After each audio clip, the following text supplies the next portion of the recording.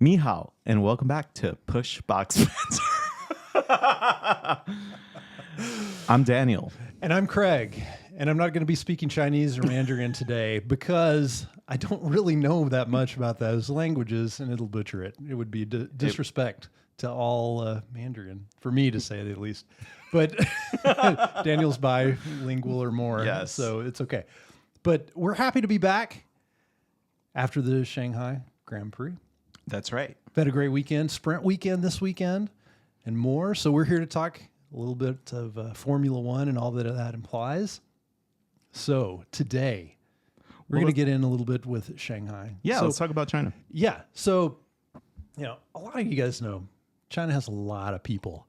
Well, Shanghai is their biggest city by far. So 24, almost 25 million in population in Shanghai itself, about 40 million in the metro area.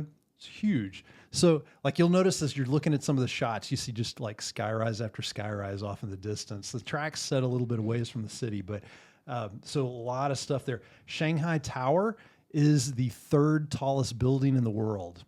That's right. You heard me. That's pretty third cool. largest. Yeah. Wow. So 125 floors. So imagine your ears pop going up and down that thing. Shanghai was founded in 1291, so you're like 734 years old, something like that for a city. So it's pretty cool. Way older than any of the cities that I've lived in. Mm. But hey, so is life in the U.S. But so also, Shanghai's kind of credited as one of the first Chinese ports to open to the West, and it's also the busiest container port in the world. Which is pretty crazy. Didn't they have the Silk Road? Oh, well, China did, yes. Yes, they did. So Shanghai is also known for like being kind of like a wild, wild west in a way for back in early 1900s or so. But that's another story, and not for Pushbox Banner. But if you'd like to know more, comment below. So it's also known as the Magic City, and it has the fastest train. Really? Yeah. How fast does it go? Very fast. Very fast. That's awesome. Yeah. That's awesome. Yeah, it's beyond speed and time. That's how fast. Do you know they have like 56 ethnic groups? Really? No, I did not. Do you know what the most spoken language is in China? I mean, I would say Mandarin, but there's different dialects, but I might be wrong on that. Yeah, Mandarin. That's Mandarin? right. Yeah. Okay. All right, Yeah. good. Now, I have a little quiz for you, Craig. Okay. Uh, See how I do. All right. Yeah. So China's the only place where pandas are found in the wild. Did you know that? Yes. Okay. Now, do you know how many hours they spend eating? I am not certain, but I would guess it's a high number of hours because I think that they pretty much like to eat all the time that they're awake, if I remember correctly. But I might be wrong. Yeah, so they eat 12 hours a day. My teenage self loves them right now Yeah. because I loved to eat as a kid. Yeah. So basically, you're right. Every waking hour, they're up, they're eating, and their diet typically consists of like bamboo and maybe some small animals, maybe some fish, but mostly bamboo. So I did the mathematics and the ratios, and 1 kph. 1 kph. 1 kilo per hour. 1 kilo per hour. Nice. 1 kilo of bamboo per hour. Yeah, that's right. That's pretty good. Yeah. That's pretty good. Do you know what color Chinese white dolphins are? I would think that they're white, but I would say like since they're dolphins, they probably have a little bit of grayishness to them, but more white. They're pink. They're pink. That was the other thing I was going to say, but I was like, no, they can't be pink because there's pink dolphins, and I was like, that they would be called pink, but they call white dolphins. They're called white dolphins. Yeah. Why do they call them white if they're pink? I don't know. Good question. Okay, what's the next quiz question? Well, that was it. That was it? Okay. Nice. Well, so one of the things with the track that I think is pretty cool there is they have the yin and yang symbolism that's there, which is pretty cool. So turn 1, 2, those two turns, it's intentionally created that way, kind of to honor the culture there. But it's a 270 degree turn, but it's symbolizing the interconnectedness the balances that are in the world, the balance of harmony, the pull between both. That's this cosmic universal balance. That symbolizes it on the very first two terms. That's really awesome. It's very deep. Yeah. Yeah. So it's to remind all the drivers that they're going there. Yeah.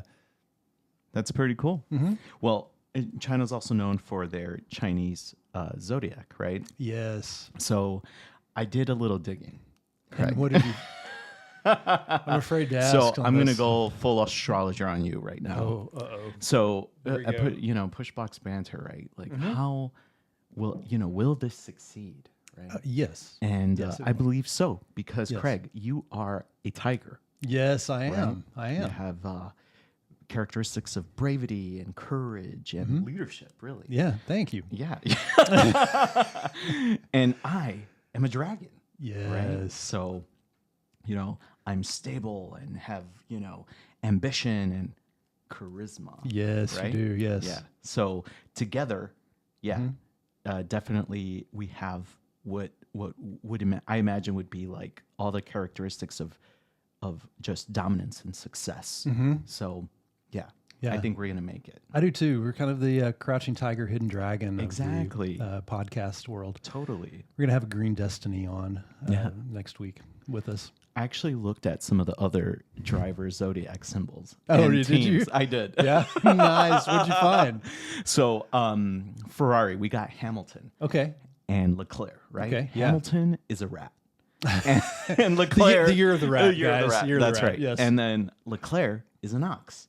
So a rat. So Hamilton, right? He's quick thinking, freedom loving, and you can totally tell by that's his so true with him. messages to his engineer, right? Like yeah. he's like, just leave me alone.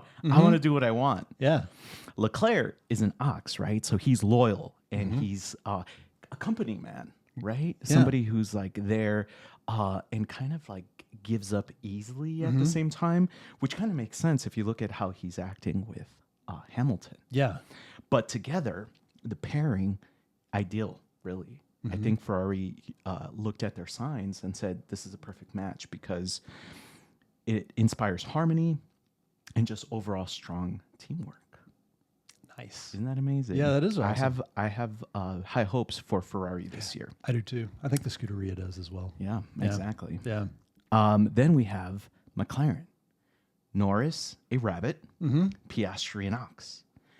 So in general, that's very moderate sort of pairing in terms of compatibility. They're very balanced, even a little gentle, which makes sense. Okay, yeah.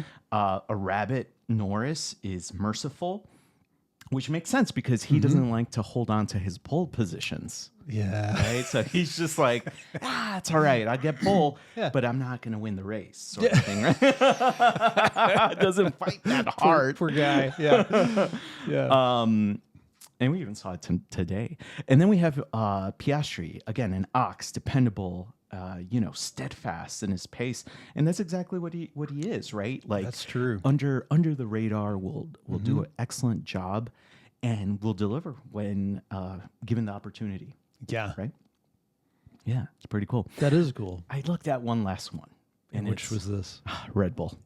Yes. So Red Bull. Little Verstappen and Lawson. I was surprised and not surprised in this. Verstappen is an ox, which again kind of makes sense. He's dependable, stable, and an ox has a strong, actually intense level of commitment, which is exactly Verstappen. Dude, that's totally true. He will, he will give it 110% and leave it all on the racetrack, right? Lawson, he's a snake. Go figure. I think Checo could have told you that. Checo, if you're listening, Yes. you knew it, we knew it, and we're called seeing it. Yes, and we're just broadcasting it out now. So so I mean, Lawson. typically a little stubborn, and we saw that last year, and so Yeah, hopefully he's stubborn and starts doing better. exactly. For So him, overall, it's actually a pretty compatible signs at Red Bull for the most part, because they all show qualities of they have that winning mentality. So Yeah. although obviously Lawson isn't winning, but a snake generally will will do things to win. Yeah. Right. Yeah. Well, he does I mean, that. there is, yeah, Yeah. exactly. So, and there you are. That's awesome. That's our Zodiac Corner. I liked the Zodiac corner from Daniel. Yes. Yes. Good times. Good times. So let's see. Race talk. Yeah, let's talk about So race. we got a bunch of race stuff to talk about. Well, sort of. It's, with having 2 races, of course, there's a little bit more to talk about in some sense. So having the sprint weekend, Yeah. we've got sprint quali, sprint race, and then we've got the quali for the Grand Prix and the Grand Prix itself. Yeah. So Shanghai sprint race, we've got Surprises. Definitely. yeah. I mean, I'd say Yeah. Happy surprises. happy surprises. Yeah. I mean, we had one of the most famed drivers ever, if not the most famed driver ever. That's highly supported by the Scuderia these days. Is Lewis Hamilton. Yes. Yeah. So quali Mm-hmm. comes in first, qualifying, gets the pole. It was awesome. Yeah, It was like the definitely. fastest time ever, I think, that any Ferrari driver has driven there. Yeah. And Or anybody up to that point. Up to that point, yeah. Yeah. On the track. So, I mean, You just killed it. totally, completely. Yeah. So, pole position, race comes along right from the start. He fights off Verstappen, who's in second, Yeah. fights him off, and then is able to hold on for the whole race Right. and just take off in the clean air, never having to face any of the dirty air. Yeah. So, behind him, Piastri ends up coming in second. Verstappen in third. Verstappen had some troubles with tire degradation in that, kind of lost the front tires at some point. Yeah, I think everybody did, Yeah. but for sure. Mm-hmm. He killed him pretty quickly. Yeah, and Piastri was able to pass it at a later point in the race. So, so that was pretty interesting there. The other interesting thing that I saw was Norris. He had some challenges with his car, like in quali and during the race. Yeah. In quali, I think he had to back out on one of the laps, and then also like during the race, he was complaining he was kind of in the middle of the pack to start with, and he just never had the race pace that Piastri had, which was odd. Like he's always pretty on. It was like, okay, is something wrong with the car? They did have some trouble getting the cars out from Australia to Shanghai this past week. So the McLarens were one of those cars that they came in, they weren't able to start working on them till late on Wednesday afternoon. So I don't know if that really had anything to do with this car. It didn't with the other cars that were in the race, and it didn't with Piastri. So I'm not really sure what happened there. No idea. Yeah. But definitely had no pace.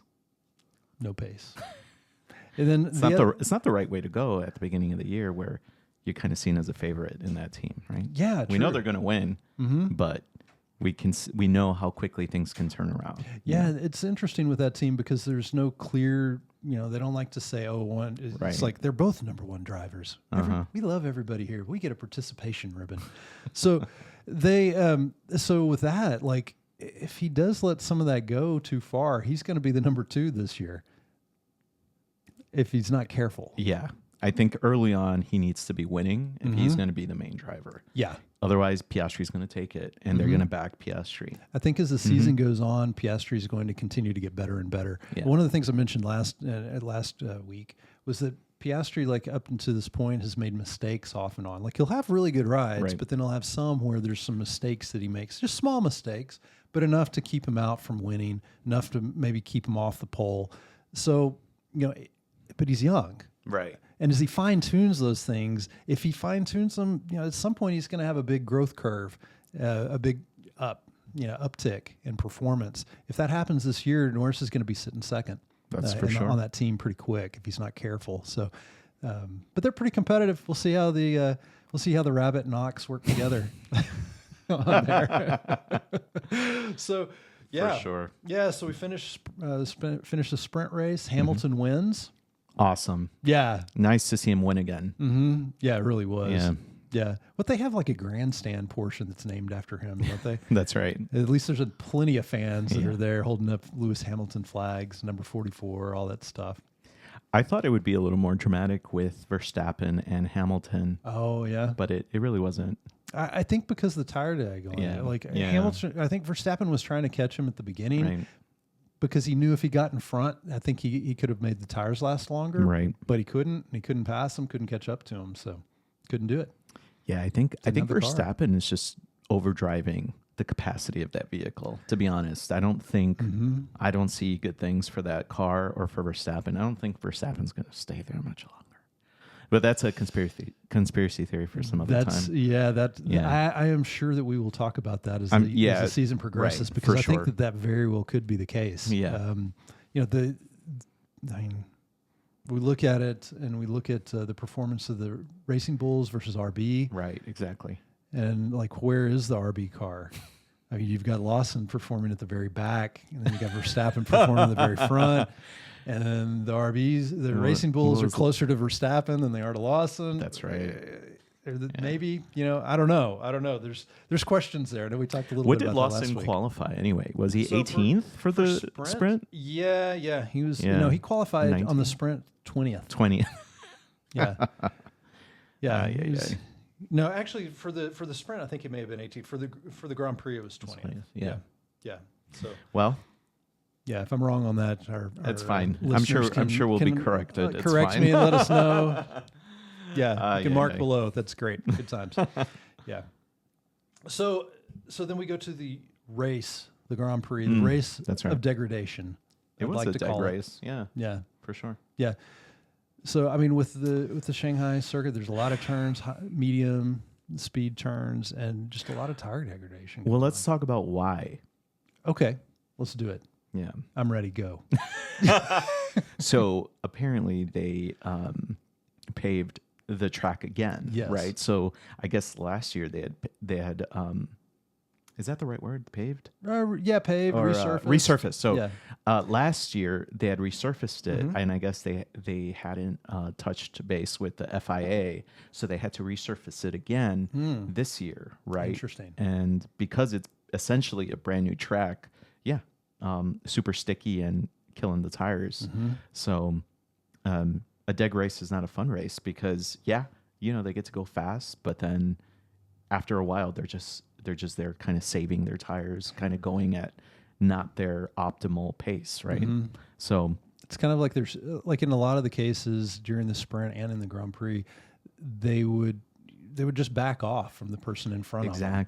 Exactly. Like they'd try to push up and catch them and try to Right. pass them, and if it couldn't, then they'd back off again. And they don't want to go offline because they're going to pick up graining. They don't want to get too close because they're going to pick up graining. Yeah. And the dirty air, grain their tires, and then their race is over. Right. So, kind of like not the best type of race to watch, in my opinion. But it kind of played out that way too. Pretty much. I mean, there's exciting spots of the race, but then there's also plenty of places to check your phone for something else, to go get a drink, while things are going on. So, you can move around during one of these races.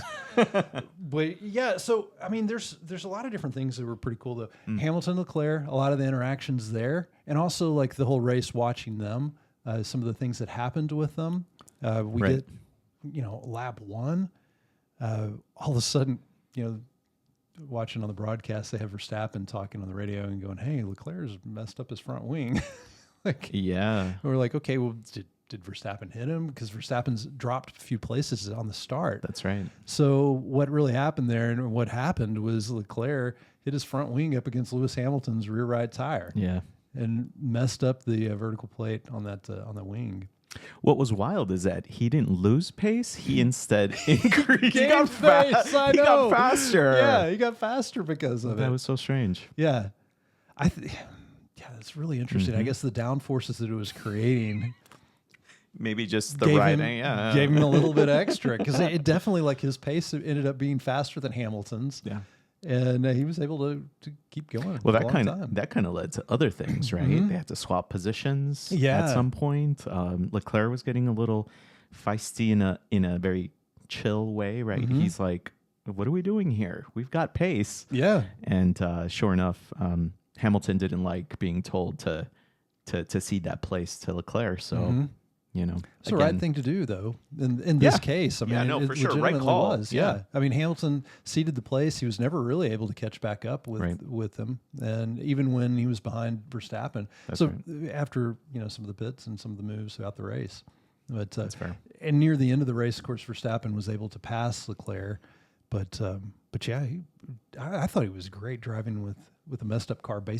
Literally, practically the whole entire race. It's a shame he couldn't hold on to it to the very end. It would have been even awesome. But yeah, if he could have held on to it. Yeah. He tried. Yeah. He tried. Obviously, at the end, Verstappen kind of overtook him with like one lap left, right? Right. 1 or 2 laps. But yeah. Yeah.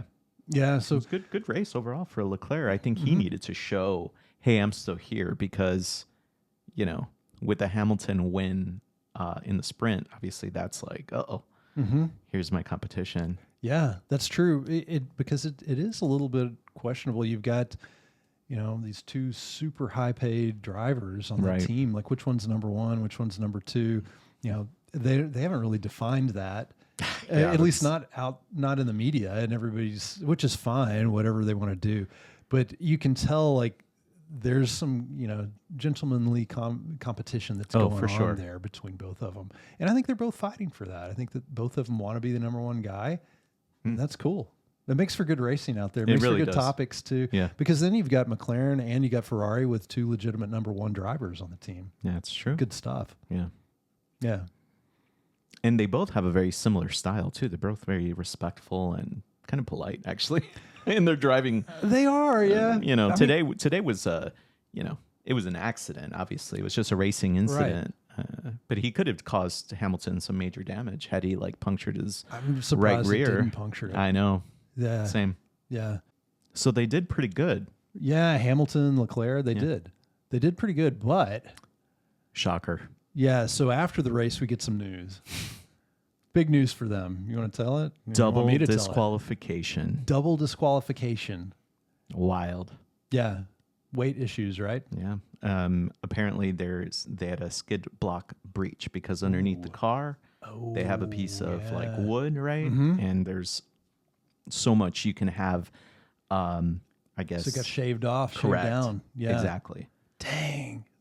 Hamilton had that either last year or the year before. It's been a few times it's happened. So it's not totally unusual, but I think you have to take account how low you have the car when you're doing that. Yeah, you definitely do. So. Yeah, that's interesting. I wonder, like, if it was just Leclerc, I would wonder how much of it was the front wing causing that. But with it happening to Hamilton as well. Right, yeah. Yeah, and now, was it Gasly that also was there another? I believe so. Yeah. Yeah. Dang.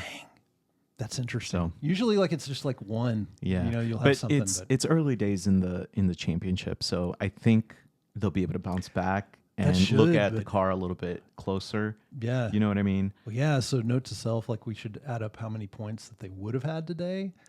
I mean, definitely something to consider and add up at the end of the year, right? Yeah, for sure. Yeah. Well, that's interesting, man. Sad day for the Scuderia. I know. Yeah. Man. That's all rough. Right. Well, I guess moving on from that. Yeah, I mean, some of the other things, like Verstappen started off, you know, up at the top, dropped back a few places, ended up, a 4th, I believe. I think so, yeah. Yeah. So, yeah. You've got Piastri. He held on to first place the whole way. He did great at the start. The whole way. Yeah, Russell started second. He tried to pass him on the very first curve. He got close. Piastri cut him off, and it enabled Norris to come, you know, past Russell, and then that was pretty much it. Yeah, it's interesting the way it's playing out. Like, McLaren is on its own just at the front, and then you have Mercedes somewhere where like 5 seconds off, just chilling there, second place. Like, they're pretty consistent, it seems like, just from the last race to now. Yeah. Even with Antonelli, right? And it looks like Red Bull's like number 3, in my opinion, right now. Like, consistently. Or number 4. Or even number 4, yeah. Because after Ferrari, that's right. Yeah, they're kind of 3-4. They're neck and neck with Mercedes, in my opinion. Right. I mean, you've got Antonelli that's driving way better than Lawson. Right. That's right. Russell and Verstappen are neck and neck. I mean, Verstappen had an amazing. The pass that he had on Leclerc today was awesome. Yeah, it was. Like, you saw a couple other drivers try that later, and they couldn't pull it off. But it shows just how much better Verstappen is. But you know, Norris, you know, having some of the problems with his brakes in the race, which was weird. They're like, hey, they're going long. What does that mean? Yeah, no, it was like basically like his brake pedal was like getting more and more pressure and pushing back towards them. So it was like, instead of being like a really stiff resistance on the brake pedal, it was more smushy. But it kept getting worse and worse as the race went along. So fortunately, I think if it was one more lap, I think Russell could have passed him, or would have been in position to pass him. So if he had two more laps, yeah. Norris would have been in trouble, because he was about 4 seconds on the last lap ahead, and by the end of the lap, he was around 2 seconds ahead. That's right. So I don't know if he was just like taking it easy. Maybe just so saving his tires. Yeah, exactly. Yeah. Speaking of brakes and stuff, Alonso caught fire. Dude, yeah. That was rough. It was. Yeah. I mean, he only didn't finish. They had a radio message like, "Oh, Alonso's brakes are on fire." And it's like, okay. It's not. And then you see him in the garage. Yeah, I know. I'm like, he's done. Yeah. It's so quick. Yeah. I mean, that's not the way that you want to hear that you're on fire. Yeah. Like, if you're on fire, you want to be doing great, right? Right. Not your brakes burning up. Good point. Yeah. It's like Verstappen last year when they blew up. Yeah, when they blew up, it's just like huge flames. He was wondering if he was even going to make it. I was actually thinking the same thing. I was like, okay, we're gonna see some smoke. I wanted to really see that. uneventful. Yeah. Yeah, I wanted to see that, and they didn't show that. Probably because it wasn't there, or they would have showed it. But the fire wasn't big enough. Yeah. Yeah. What'd you think about rookies? So on our rookies, Duhan and yeah, he's kind of at the back of the pack. He's fighting. Yeah, I feel like it's not like bad. He's fighting under pressure. Yeah, though. he is under a lot of pressure, because I think he's on short terms with him potentially. Yeah. So. And he didn't do the best in qualifying. He's fairly close to Gasly on the qualifying, but not. And then during the race, it seemed like he fought off and held his position. But then at the same time, like Hajar, he was past him, and then Duhan ran him off the road, and he got a 10-second penalty because of it. So he ends up finishing behind him. He was like, if you take that out, like he was able to hold Hajar off, but at the same time, like Hajar locked up his tires at that point, kind of burned things out, ran him off the road. So, he needs to do better. Yeah. I like the guy. I like him too. Yeah, I want him to do better. It's a shame. I have a feeling he's not going to make it through the year. Yeah. I think next week we should start making predictions on who will not be on the grid. Race and at which time. Yeah, tune in for more on that. Yeah, I think so. Like, Behrman did pretty good this week. I thought he did really well. Like he started 17th, ended up 10th, so he got 1 point. But he was passing guys that passed Gasly. He passed a few other people. It was kind of funny. He passed somebody who was like, "Ciao," as they went by. But yeah, he rode well. I liked how he drove today. Yeah. He was aggressive and went after it and passed a bunch of people. Yep. Made things happen. No panda bear today. No panda bear. No cuddly panda. He was a fighting panda. He was a kung fu panda. Oh my gosh. Please delete that. But he was good. I liked what he did. I liked his race. Yeah. Mm-hmm. Very good. Antonelli, he was solid. Antonelli's he's the future. He really is. There were some times like in qualifying where on one of the latter turns, he would come out, his rear wheels would go into the gravel, but he'd hold it, keep going. And it would mess up his qualifying time, but it was actually pretty cool seeing that, because it's like, okay, he's learning, he's still fighting up at the top of the grid, which for like a rookie, I think that's really good. And I kind of feel like regardless of where he is, he has that potential to move up. Like if he gets pushed back a little bit, he still has that potential to pass and move up. He definitely has grit. He does. And you can see he's, like you said, pushing the envelope, trying to find the limits of the car. Yeah. And I think that's what's making him stand out from all the other rookies. Because other ones are pushing the limits, but like failing. Yeah. Yeah. I think also like Hajar, I think he had a pretty good weekend. Well, definitely compared to last weekend, but he did okay in qualifying. I think he got into, the top 15 in qualifying. He could have even been better, sure. Right. But during the race, he did a decent job. Right. Yeah. Yeah, for sure. I mean, he definitely did better than Lawson. Lawson's supposed to have a better car. Yeah, that's true. You tell me. Yeah. I don't know. Yeah. Yeah, I don't think we'll see Lawson much. Again, for our next episode, we'll probably talk about who's not going to make it. Yes. All right. So talk about next race. What are we looking at? Next race. We're going to go to Japan next race. Okay. And it's going to be in April, first weekend in April. It'll be April 4th through 6th. So looking forward to that. It's the only, it's a circuit that actually makes a figure eight, which is pretty cool. That's right. But as far as predictions go, if I was to pull out my crystal ball and look into it, I would see Norris and Piastri up Look the top. into the rising sun. To the rising sun, yes.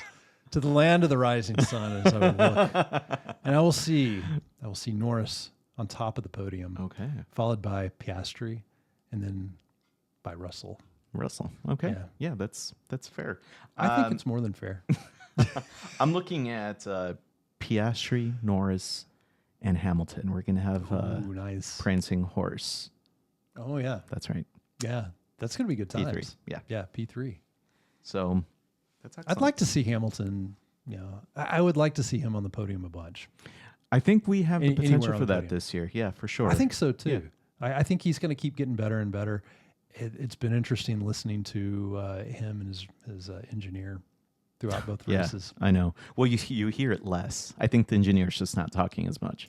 Yeah, right. Yeah, the engineer's learning. Yeah, he's like, I'm just going to tell this guy. But we'll see that evolve for sure. Right. But yeah. Well, Craig, Daniel, it's been good times talking to you. Absolutely. Here on Pushbox Banter. So, for sure, guys, like, subscribe, leave comments below, send us a coffee if you'd like for us to drink more coffee. I feel like we need more caffeine. That's right. I don't know. You tell me. Yeah, but you know what to do on your platform. So, all the platforms, like, subscribe, yes, comment, all those good things. all those good things. Yeah. All right. Well, Craig, thank you. Thank you, Daniel. Bye, guys. All right. Bye-bye.